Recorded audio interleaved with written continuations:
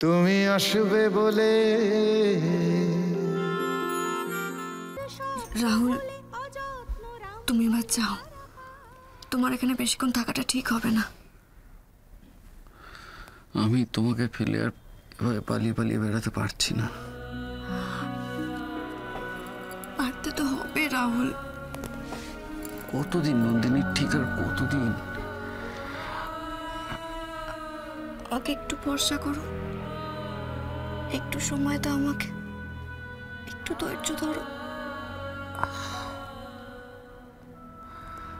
আমি জানি না নন্দিনী,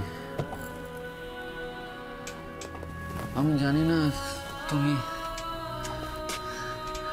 ওই বাড়িতে থেকে আমার জন্য কি করতে পারবে, কতদিনে কি। আর ওই বাড়িতে যারা আছে তোমার সাথে, আমাদের সাথে, দিশা, বাবা, মিষ্টি পিসি,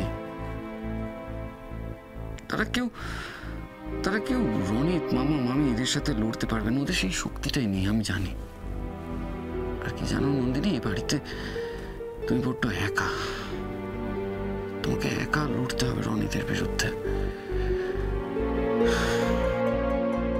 শুধুই রনিত নয়, রনিতের মা রূপাঞ্জনা দেবরায় স্বয়ং ওই বাড়িতে এসে হাজির হয়েছেন। আমি জানি উনি নীলাঞ্জনা নন, রূপাঞ্জনা দেবরায়।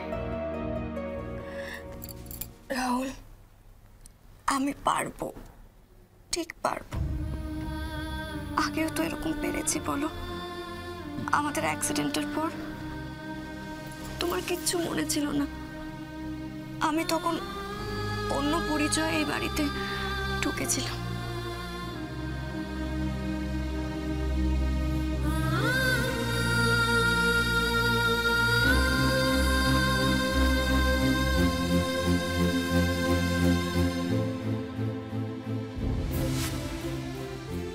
কিন্তু তার ফলাফলটা কি ভয়াবহ হয়েছিল তা তোমার মনে নেই?